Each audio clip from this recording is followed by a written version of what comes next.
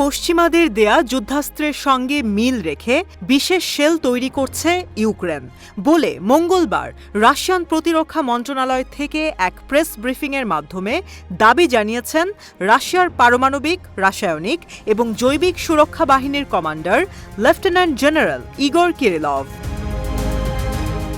মঙ্গলবারে প্রকাশিত রাশিয়ান বার্তা সংস্থা আরটি এর প্রতিবেদন থেকে জানা গেছে, গণবিধ্বংসী অস্ত্রের বিরুদ্ধে প্রতিরক্ষার দায়িত্বে থাকা রাশিয়ান কমান্ডার কিরিলভ দাবি জানিয়েছেন যে রাশিয়ায় আরও রাসায়নিক অস্ত্র হামলার প্রস্তুতি নিচ্ছে কিয়েভ। পশ্চিমাদের দেয়া আর্টিলারি সিস্টেমের সাথে সামঞ্জস্যপূর্ণ বিশেষ শেল তৈরি করে রাসায়নিক অস্ত্রের ব্যবহার বাড়াতে প্রস্তুত হয়েছে ইউক্রেনীয় বাহিনী।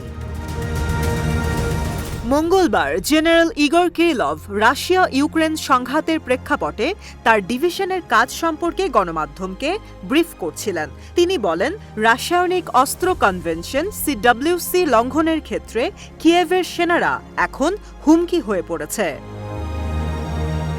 ইউক্রেনের দখলকৃত অবস্থান থেকে উদ্ধারপ্রাপ্ত সামরিক নথির উদ্ধৃতি দিয়ে কিরিলভ বলেন, অপারেটিভ ইন্টেলিজেন্স বলছে যে ইউক্রেনীয় সেনারা পশ্চিমা উৎপাদিত আর্টিলারি সিস্টেমের সাথে সামঞ্জস্যপূর্ণ রাসায়নিক শেল তৈরি করছে।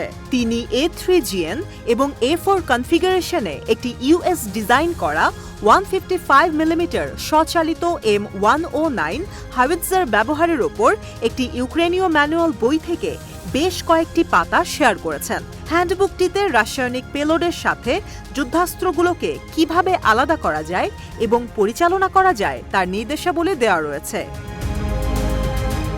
চলমান সংঘাতের সময় নিষিদ্ধ অস্ত্র ব্যবহারের 400টিরও বেশি ঘটনা চিহ্নিত করেছেন রাশিয়ান রাসায়নিক অস্ত্র বিশেষজ্ঞরা বলে জানান কিরিলভ।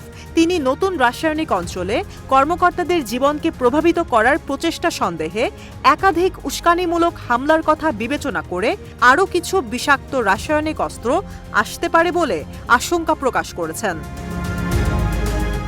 দাবির পক্ষে প্রমাণ হিসেবে রাশিয়ান কমান্ডার ইউক্রেনে প্রায় 500 টন ট্রাইথানোলামাইন TEOA সরবরাহের কথা জানিয়েছেন। এটি সিডব্লিউসি এর তফসিল 3-এর অধীনে তালিকাভুক্ত একটি রাসায়নিক যৌগ যা নাইট্রোজেন মাস্টার্ড তৈরিতে ব্যবহার করা হয়।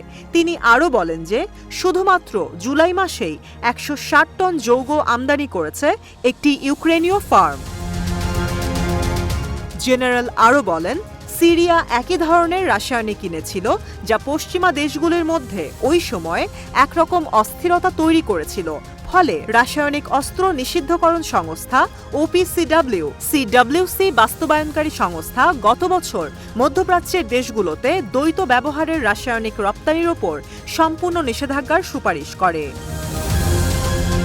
কিরিলভ অভিযোগ করে OPCW এর সিদ্ধান্ত গ্রহণে কিছুটা নীতিহীনতার কথা উল্লেখ করে বলেন, তাদের প্রক্রিয়া সম্পূর্ণভাবে মার্কিন যুক্তরাষ্ট্র দ্বারা নিয়ন্ত্রিত, যা ভূরাজনৈতিক লক্ষ্য অর্জনে আন্তর্জাতিক সংস্থাকে প্রশ্নবিদ্ধ করেছে।